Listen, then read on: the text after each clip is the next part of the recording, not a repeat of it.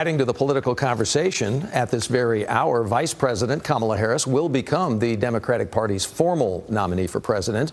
All of this comes as she's about to make a very big announcement. Her running mate, of course, political reporter Jack Fink is here. You know, locked-in states, Jack, those are one thing for a candidate, but how might battleground states play into her decision?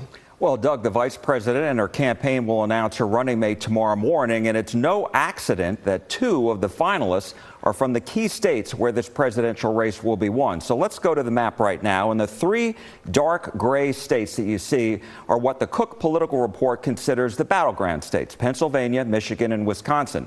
And then there are these four states shaded in red. The Cook Political Report considers them lean Republican. We're talking about Arizona, Nevada, Georgia, and North Carolina.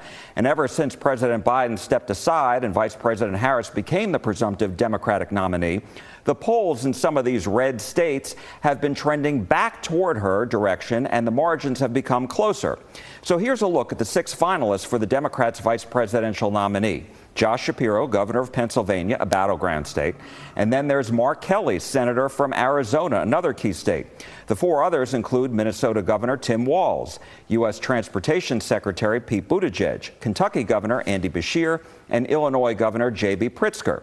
And when it comes to Kamala Harris's choice, one analyst we spoke with, SMU political science professor Matthew Wilson, said, while people don't historically vote for the vice presidential candidates, they can help a ticket win if they're from a key state. And that's why he believes the two finalists from the key states we mentioned have a leg up on the others. That's why I think Shapiro is a strong choice because he hails from Pennsylvania. Kelly's a strong choice because he hails from Arizona. Because the reality is the rest of the country, we pretty well know which way it's going to go. And Professor Wilson said former President Trump selected Ohio Senator J.D. Vance for similar reasons. Even though Vance is from a solid red or Republican state, the Trump campaign is hoping his life story will appeal to others who live in rural areas of Pennsylvania, Michigan, and Wisconsin. Now, after her announcement tomorrow, the vice president and her new running mate will be visiting all of the key states for the rest of the week. Senator Vance and former President Trump are focusing on those very same states. We will likely not get a good read on where the election stands until after Labor Day or after a debate, if there is one.